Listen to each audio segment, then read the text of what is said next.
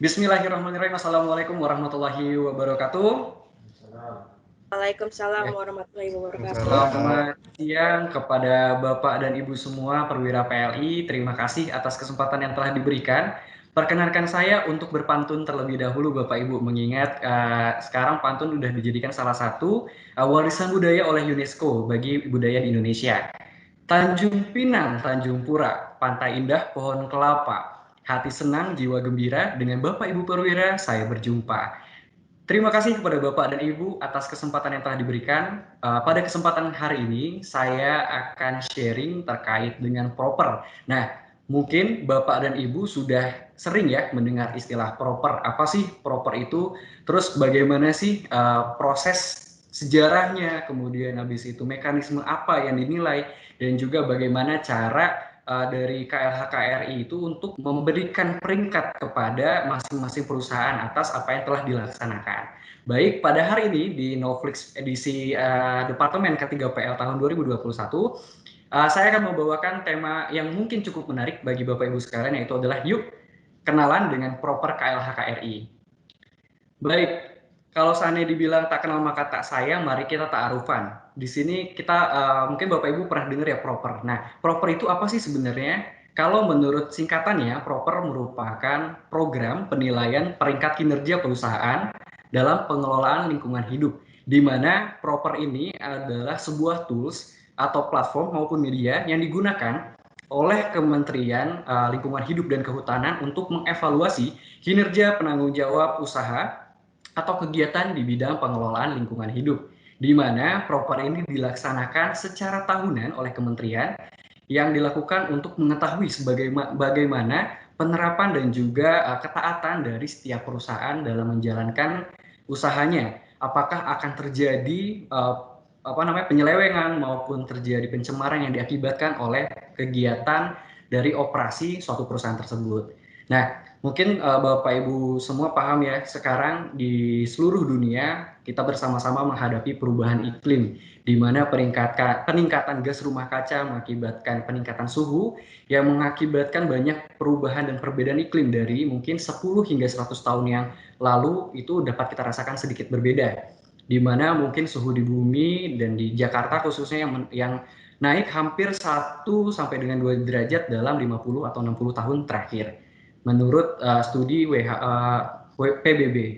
Kemudian ketika kita berbicara dengan proper, bagaimana sih sebenarnya proper itu tercipta, bagaimana sejarah atau ceritanya proper itu terjadi.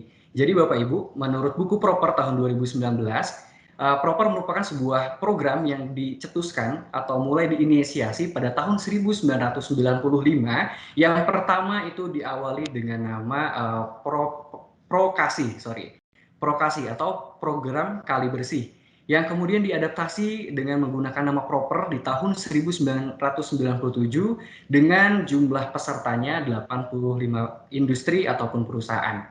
Nah, proper sendiri pada awal mulanya merupakan sebuah program yang sukarela, di mana bagi perusahaan maupun industri yang ingin mengetahui atau membuat benchmark dari kegiatan pengelolaan lingkungan yang telah dilakukan, maka diperkenankan untuk ikut proper. Namun pada perkembangannya proper menjadi salah satu tolak ukur terkait dengan implementasi pengelolaan lingkungan di suatu perusahaan, di mana pada tahun 2005 yang sebelumnya Prokasi atau program kali bersih hanya menitik beratkan kepada pengelolaan air, di tahun 2005 dengan 360 industri yang berpartisipasi, KLHK menentukan untuk mengintegrasikan 3 media, yaitu yang pertama adalah air, udara, dan juga limbah B3. Nah, di penilaian pada tahun 2005 mulai dicetuskan bahwa setiap perusahaan itu yang memiliki dokumen izin lingkungan harus melakukan pemantauan kepada 3 elemen tersebut. Ibaratnya avatar, kalau avatar ada 4 elemen, di sini hanya ada 3 elemen.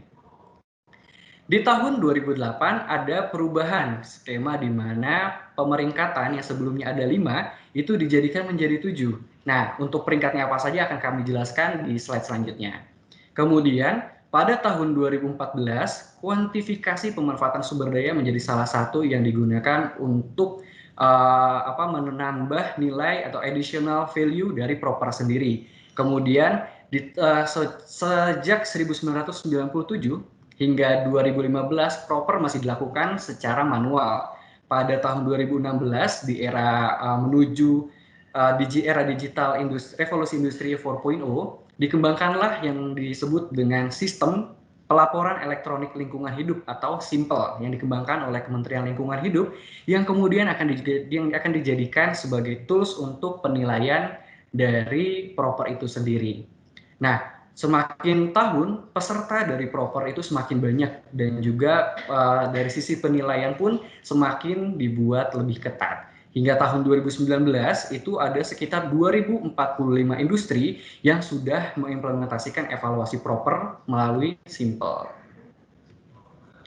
Nah, kalau misalnya kita bicara terkait dengan peraturan, proper sendiri memiliki dasar hukum pelaksanaan yaitu Peraturan Menteri Lingkungan Hidup dan Kehutanan Republik Indonesia nomor 1 tahun 2021 tentang proper atau program penilaian peringkat kinerja perusahaan dalam pengelolaan lingkungan hidup yang menggantikan Permen LH yang sebelumnya yaitu di Permen LH nomor 03 tahun 2014 berkaitan dengan proper juga. Jadi pada tahun 2021 ini akan diimplementasikan banyak peraturan dan juga banyak ketentuan yang lebih ketat lagi yang mewajibkan yang sebelumnya proper itu dengan nilai ketaatan 97 sampai dengan 100 itu sudah mendapatkan peringkat biru. Namun di tahun 2021 ini dan ke depan akan diterapkan bahwa perusahaan yang mendapatkan peringkat proper biru harus memiliki ketaatan 100% pada setiap aspeknya. Nah, kalau seandainya kita udah tahu nih dasar hukumnya, kita juga tahu juga nih siapa sih sebenarnya yang wajib menjadi peserta proper. Peserta proper ditujukan untuk perusahaan sebagai berikut. Yang pertama adalah perusahaan yang wajib AMDAL atau UKL UPL. Nah, di sini saya berikan warna yang berbeda karena ini masih merujuk pada tahun 2014. Di tahun 2021 ini, kewajiban AMDAL atau UKL UPL itu bukan menjadi syarat dari perusahaan itu untuk mengikuti proper. Jadi walaupun dia tidak punya AMDAL atau UKL UPL, bagi perusahaan yang memiliki dampak lingkungan itu diperkenankan juga untuk mengikuti proper. Yang kedua, produk berorientasi atau produk hasilnya diorientasikan untuk ekspor. Kemudian yang ketiga, terdaftar dalam bursa. Kemudian nomor 4, produk atau jasa bersentuhan langsung dengan masyarakat. Yang kelima, menggunakan bahan baku impor non B3. Yang keenam, menjadi perhatian masyarakat di lingkungan regional dan nasional. Dan yang ketujuh, berlokasi di daerah yang berisiko terjadi pencemaran dan kerusakan lingkungan. Nah, PGN LNG Indonesia sebagai salah satu perusahaan yang mencoba untuk comply dan juga ikut serta dalam pembangunan industri yang berkelanjutan setelah ditunjuk oleh Dinas Lingkungan Hidup Provinsi sebagai perwakilannya yang akan mengikuti penilaian proper. Kemudian ada pertanyaan, mengapa sih harus proper?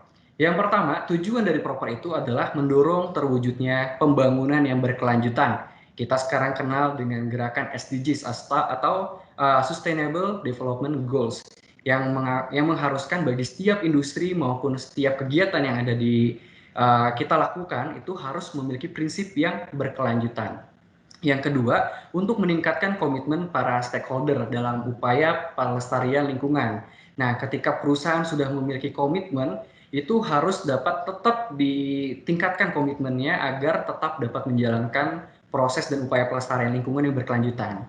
Kemudian, meningkatkan kesadaran para pelaku usaha atau kegiatan.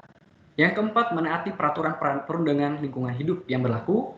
Kemudian meningkatkan penaatan dalam pengendalian dampak lingkungan melalui peran aktif masyarakat. Jadi bukan hanya peran aktif dari perusahaan sendiri, namun proper sendiri memiliki tujuan untuk bersama-sama dengan masyarakat membangun suatu wilayah tempat lokasi usahanya berada untuk menjadikan kegiatan pengelolaan lingkungannya itu bisa diikutsertakan oleh masyarakat sehingga mendapatkan added value yang lebih. Dan yang terakhir adalah untuk mengurangi dampak negatif kegiatan dari perusahaan terhadap lingkungan.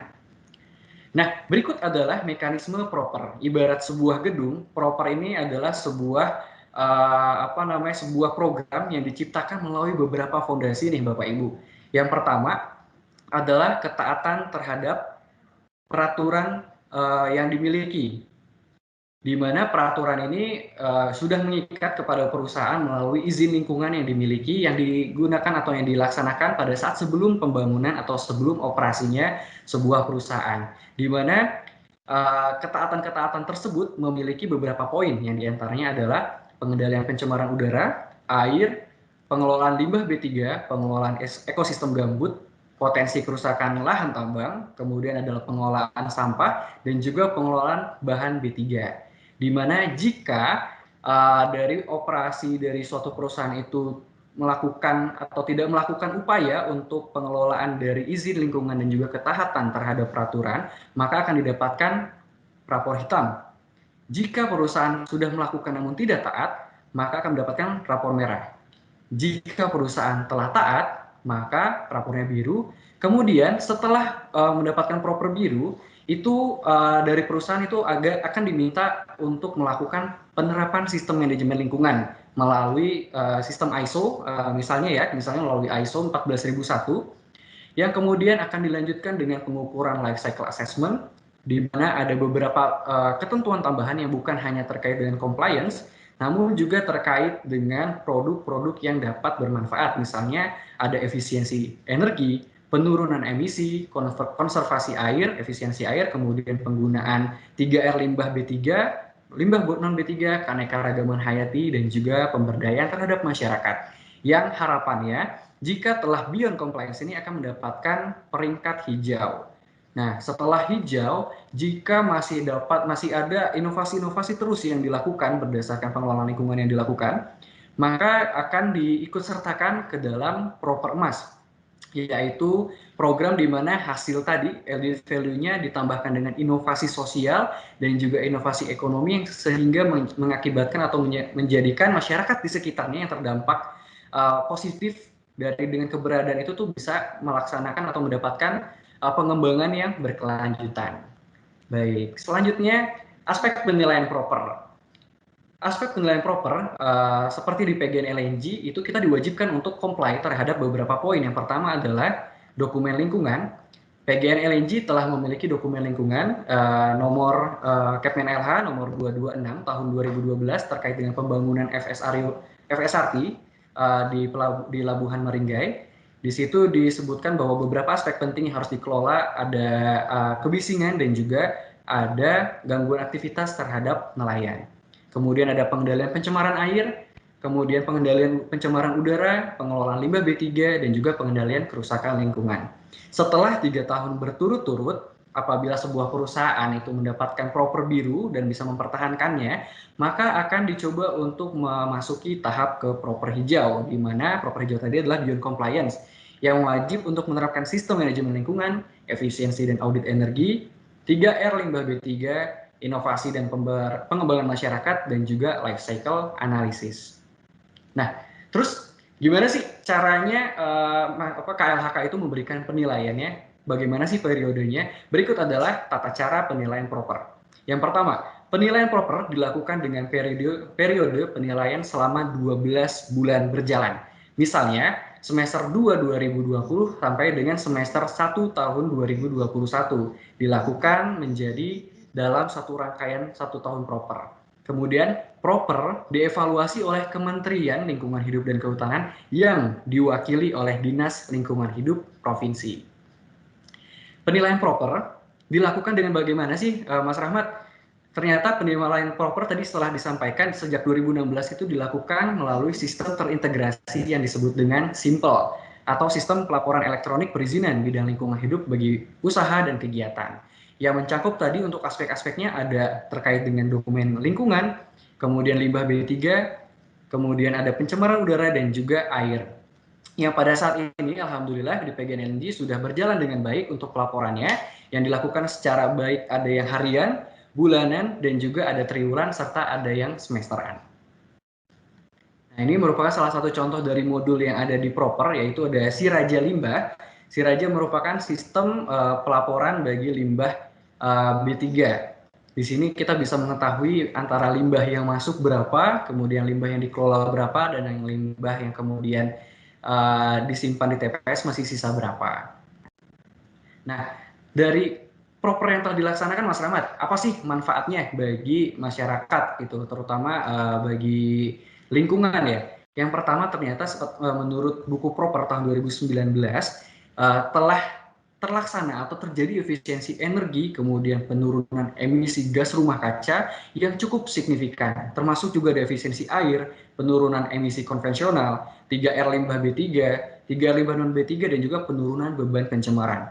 Dari penerapan proper tadi bisa didapatkan dari data yang masih scratch, masih scatter, itu dengan adanya proper yang disatukan dalam satu sistem terintegrasi menjadikan data yang dapat dijadikan sebuah data. Dari data yang sudah terkumpul maka akan dijadikan sebuah algoritma akan menjadi sebuah algoritma yang kemudian dapat digunakan sebagai salah satu bahan pertimbangan dalam penyusunan peraturan yang baru. Kemudian tren ketaatan proper setiap tahun dilaporkan meningkat, di mana di tahun 2002 sampai 2002 sampai dengan 2003 itu hanya 60% yang memiliki ketaatan dan masih banyak perusahaan yang belum taat. Jika dibandingkan dengan tahun 2018 hingga 2019, peningkatannya cukup sangat tinggi ya, dari 60% menjadi 85%, di mana di tahun 2017 sampai pernah 92%. Nah, selain tadi adanya efisiensi-efisiensi dari sisi lingkungannya, dan ternyata dari proper sendiri juga telah memberikan satu hal yang positif, diantaranya adalah dari sisi ekonominya. Dengan adanya pelaporan, kemudian adanya audit atau pemeriksaan terhadap proses operasi dari perusahaan, ternyata dengan adanya evaluasi tersebut bisa mengakibatkan efisiensi dari sisi keuangannya, di mana di tahun 2017 itu mencapai penghematan 53 triliun, kemudian di 2018 itu 287 triliun, dan juga di 2019 itu ada sampai 192 triliun rupiah yang digunakan yang didapatkan dari penghematan dengan diterapkannya sistem proper. Kemudian tadi nih sedikit penjabaran terkait dengan peringkat proper nih, mungkin Bapak Ibu yang nanti kuis bisa jadi bahan pegangan. Ya, pertama evaluasinya itu adalah peringkat hitam, di mana peringkat yang diberikan kepada usaha ataupun industri yang sama sekali tidak menaati peraturan lingkungan, di mana dia melakukan pencemaran, kemudian tidak melakukan pelaporan dan juga tidak memaintain dari proses pengelolaan dan juga pemantauan lingkungan yang tercantum dalam izin atau dokumen izin lingkungannya. Yang kedua, ada proper merah yang diberikan kepada pelaku usaha atau industri yang kurang menaati dengan seluruh aspek yang dijadikan penilaian dalam proper. Di mana tadi kalau hitam itu masih belum ada, kalau di merah ini sebenarnya sudah ada, namun tidak maksimal dan masih terjadi beberapa peraturan maupun peraturan perundangan yang dilanggar, baik baku mutu maupun juga dari proses pelaporannya. Selanjutnya, di peringkat biru, diberikan kepada pelaku usaha atau industri yang telah menaati peraturan lingkungan dan telah melakukan pengelolaan lingkungan hidup sesuai dengan izinnya. Jadi di sini hanya comply. Jadi di sini seluruh ketaatannya sudah diikuti atau telah taat 100%. Nah, beranjak yang ke tahapan selanjutnya itu ada peringkat hijau, di mana peringkat hijau ini sudah tidak hanya menaati peraturannya aja, tapi juga sudah lebih dari peraturan yang dipersyaratkan, di mana terjadinya atau melakukan efisiensi sumber daya alam, pelindungan keanekaragaman hayati, dan juga pengembangan masyarakat melalui CSR yang berkesinambungan. Dan yang terakhir, di proper emas, ini adalah penghargaan tertinggi bagi perusahaan yang dalam pengelolaan lingkungannya telah dianggap mampu mendapatkan hasil paripurna atau sangat memuaskan dalam kegiatan efisiensi sumber daya alam, keanekaragaman hayatinya, dan juga menjadikan masyarakatnya lebih berdaya saing dengan added value dari hasil pengelolaan lingkungannya. Nah, kalau seandainya nggak taat, Mas Rahmat, apa sih yang bakal dampaknya? Emang penting banget nggak sih kalau seandainya kita dapat proper merah maupun proper hitam? Ternyata proper merah atau proper hitam peringkatnya itu merupakan salah satu cara untuk KLHK selaku pembina dan juga pengawas kita sebagai regulatornya untuk memberikan peringatan untuk tetap on the track pada dokumen izin yang harus ditaati. Jika perusahaan yang tidak comply terhadap peraturan perundangan maupun dari aspek lainnya, maka akan mendapatkan peringkat merah dan hitam yang mungkin akan menyebabkan adanya sanksi administratif dan pencabutan izin. Nah, mungkin ini kenapa? Karena harus didasari pada pembinaan dulu dari KLHK, dan apabila tidak ada tindak lanjut dari perusahaan tersebut, maka sanksi administratif maupun pencabutan izin ini akan dikeluarkan. Nah, bagaimana nih dengan PGN LNG? Nah, kalau seandainya teman-teman tahu, mungkin kalau ada beberapa kegiatan pemantauan lingkungan selain HRA, ini ada beberapa yang seperti pengukuran udara, kemudian habis itu ada pengambilan sampel air. Di PGN LNG Indonesia telah ditunjuk sebagai peserta proper di tahun 2019 sampai 2020, di mana telah melaksanakan kegiatan pengelolaan, pemantauan, dan pelaporan sesuai dengan kriteria proper. Yang diantaranya tadi adalah pengukuran dari sisi sampel lingkungannya, kemudian dari udaranya, apakah ada terjadi emisi yang berlebihan, pencatatan seperti apa, pelaporannya ada atau tidak, terdokumentasi dengan baik atau tidak, itu bisa dilihat. Kemudian telah melakukan kegiatan-kegiatan seperti CSR, kemudian juga terkait dengan jajak pendapat dengan warga atau masyarakat yang terimbas dari terjadinya kegiatan-kegiatan operasional perusahaan. Yang alhamdulillah pada tahun 2020 PGN LNG Indonesia telah dijadikan atau telah mewakili Provinsi Lampung dalam penilaian proper dalam lingkup nasional, di mana alhamdulillah PGN LNG telah mendapatkan penilaian kinerja pengelolaan dengan peringkat biru dari Kementerian Lingkungan Hidup Kehutanan, yang menandakan bahwa alhamdulillah PGN LNG telah comply atas apa yang telah diwajibkan dan juga peraturan perundangan yang berlaku. Oke, selanjutnya dia ada sedikit quotes berbahasa Inggris. Saya nggak terlalu pintar bahasa Inggris, Bapak Ibu, jadi mohon maaf kalau saya ada pronunciation yang kurang bagus. The greatest threat to our planet is the belief that someone else will save it. Jadi ancaman paling besar bagi planet kita itu adalah mempercayakan bahwa semua orang itu atau orang lain itu akan menyelamatkannya. Tapi kalau seandainya kita tidak ada kesadaran, kita tidak ada keinginan untuk berubah, untuk lebih peduli terhadap lingkungan, itu akan menjadi ancaman yang sangat besar bagi bumi kita sendiri. Itu ada quote sedikit dari Robert Swan, salah satu penulis yang cukup keren menurut saya. Dan yang terakhir adalah terima kasih. Tadi jika dibuka dengan pantun, ini juga saya mau tutup lagi dengan pantun. Angin bertiup, debu bertebaran, duri menusuk, luka ada di tangan. Terima kasih untuk kehadiran. Mari bersama kita jaga lingkungan. Terima kasih Bapak dan Ibu sekalian atas perhatian dan waktu yang telah disempatkan.